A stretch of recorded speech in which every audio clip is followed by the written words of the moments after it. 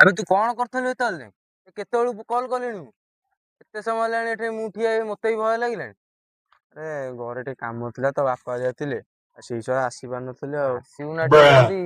ମୁଁ କୁଆଡେ ଶୁଣିଛି ଇଏ ପ୍ରମୋଦ ଉଦ୍ୟାନରେ କିଏ ଭୂତ ବାହାରିଛି। ଆରେ ହଁ ମୁଁ ବି ଶୁଣିଥିଲି, ମୁଁ ତତେ କହିବି ବୋଲି ମନେ ନଥିଲା ଆଉ। କଣ କରିବା ଯିବା ଦେଖିଆ।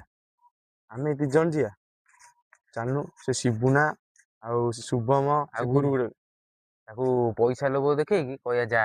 ସେମାନେ ତ ଶଳା ପଇସା ଲୋଭୀ ପଳେଇବେ ଆଉ।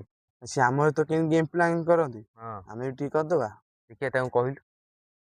ଆରେ ସାଙ୍ଗ, ଆମେ ସିନା ତାଙ୍କୁ ଡାକି ଦଉଛେ, ହୁଁ ସେଠି ସନ୍ଧ୍ୟା 5ଟାରେ ଯିଏ ଯାଉଛି ସେ ଆଉ ଫେରୁନାହିଁ। ଏ ଡାକ୍ କିଛି ହବନି, ତାଙ୍କୁ ବି ଖାଲି ପଠେଇ ଆମେ ଯିବା ନାହିଁ। ହଁ ଫୋନ କରୁଛୁ।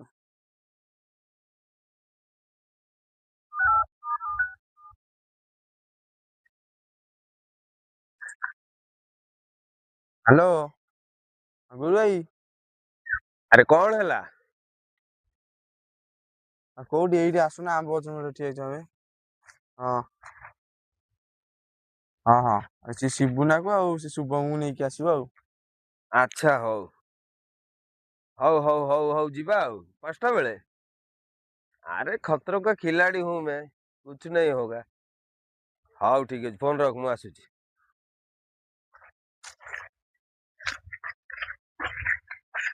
ଯିବା ତ ଯାହା ବି ହେଲେ ସେ ଜାଗାକୁ, ଆଉ ଯାହା ଅଛି ଦେଖିବି ଆଉ।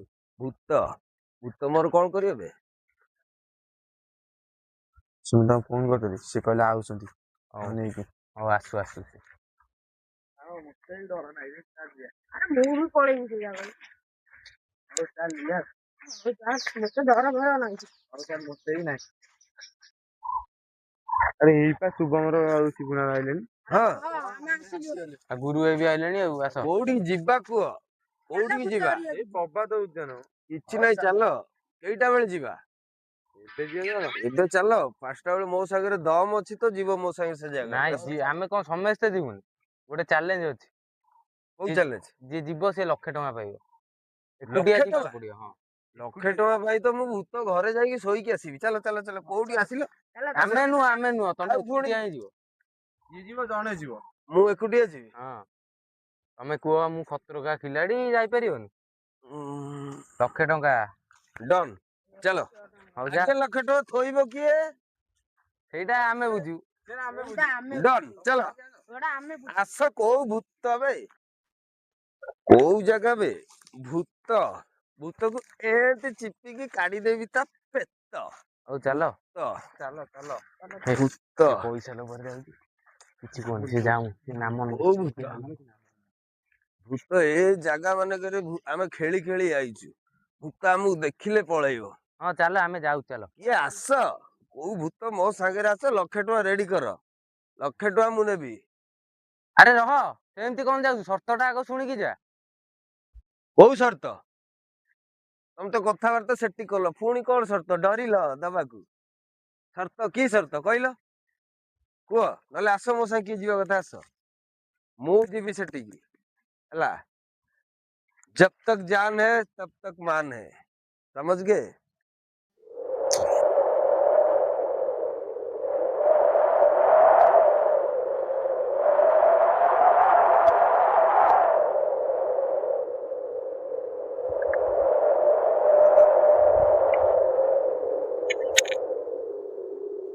कौन कुह सर्त? जल्दी कुह। ସର୍ତ୍ତ ଇଏ କି ତମେ ତମ ଇଚ୍ଛାରେ ସେଠିକି ଯାଉଛ, ପଇସା ଲୋଭରେ।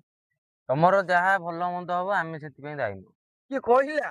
କିଏ କହିଲା ତମ ମାନଙ୍କୁ? ମୋର ଟଙ୍କା ଦରକାର, 4 ଜଣ ଯାକ ଟଙ୍କା ରେଡି ରଖ।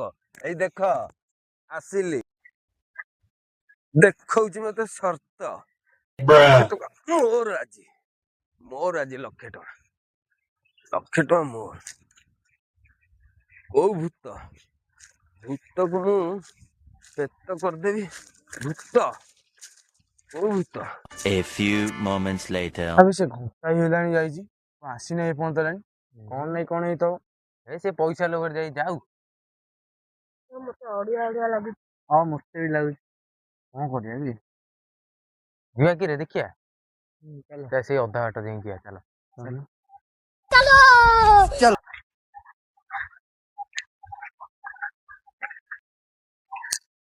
ସାଙ୍ଗ ଡର ଲାଗୁଛି, କେହି କାହାକୁ ଛଡା ଡର ଛଡି ହବନି। ଲାଗୁଛି। ବାଗେଇ ଚାଲ ଛାରେ ସେ ନାମ ନବ ଆଉ ଆଜ୍ଞା ଏଠି ପୁରା ଗଛ ଅଛି ଶୁଣ ଏଠି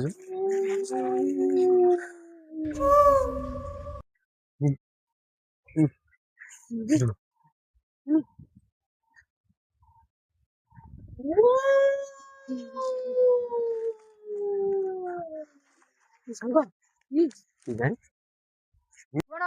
ମୁଁ ମନା କରୁ ତାକୁ ଛାଡ ନାହିଁ ପୋଲିସ କେସ୍ ହବ କଣ ହବ ରହ କହୁଛୁ ଭଲ କି ପଇସା ଲୋଭ ତାକୁ ଦେଇଦେଲେ ନା ଗୁରୁ ଭାଇ ଭାଇ କୁଆଡେ ଗଲ ଗୁରୁ ଭାଇ ଗୁରୁ ଭାଇ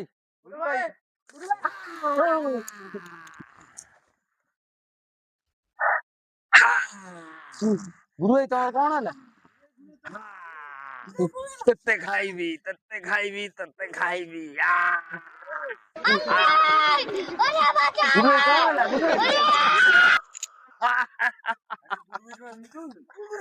ଆରେ କଣ ହେଇଛି ମୋର ଆରେ ଉଠ ତମର ତମେ କିଛି ଏତେ ଡରୁକୁରା ତମେ ଛି ଛି ଛି ଛି କଣ ହେଇଛି କିଛି କିଛି ତମେ ଏତେ ଡରୁକୁରା ସତରେ ଗୁରୁ ଭାଇ ତମର କିଛି ହେଇନି କଣ ହେଇଛି ଦେଖ ଭଲରେ ଗଲି ତା ଘରେ ବସିଲି ଭୂତ ଘରେ ବସିକି ଆଉଛି ତମମାନେ ଡରୁଛ ଆଚ୍ଛା କାଢ ମାଣିଆଟା କାଢ ବେକାର ବାଜି ଲଗଉଥିଲେ ଚାଲ ମୁଁ ଚାହିଁକି ମୋ ଟଙ୍କାଟା ଲକ୍ଷେ ଟଙ୍କା ଦିଆରିଲେ ହଉ ଚାଲ ଘରକୁ ଚାଲ ନବ ଆଉ ଚାଲ ଚାଲ ମୋ ଟଙ୍କାଟା ଦେଇଦିଅ ଆସ ଆସ ମୋ ଟଙ୍କାଟା ଦିଅ ଦିଅ ମୋ ଟଙ୍କା ଦରକାର ଆଜି 1,00,000 ପାଇଛି ମୁଁ ଭୂତ ସାଙ୍ଗରେ ନଡିକି ଦବନି 1,00,000 ନେଇକି ଘରକୁ ଯିବି ଚାଲେ ମୁଁ ଦବନି। ମାରିଦେବା ମୁଁ ପଇସା ପାଇଁ ବେକାରଟାରେ। ନିଆଁ ଗୋଟେ ମୁଁ ଭାବିଥିଲି ସେ ବଞ୍ଚିକି ଆସିବ ବଞ୍ଚିବନି ବୋଲି ଦରକାର ହେଲା, ପଡିଲେ ବଞ୍ଚିକି ଜୀବନ ପଳେଇ ନେଇଯିବି। ଆଇଲା ଆଉ 1,00,000 ଦରକାର ମୋର 1,00,000 ଆସ ମୋ ପାଣି ସାଙ୍ଗରେ ମୁଁ 1,00,000 ପାଣିରେ ନେବି ପୁରା। ଗୋଟେ ବଢିଆ ଗାଡି କିଣିବି ତମ ମାନଙ୍କ ଆଗରେ ଚଲେଇବି ତମରି ପଇସାରେ ଆସ ହଁ ହଉ ଘରକୁ ଚାଲ ପଇସା ନବ ହଁ ହଁ ଆସ କିଛି ନାହିଁ ଆସ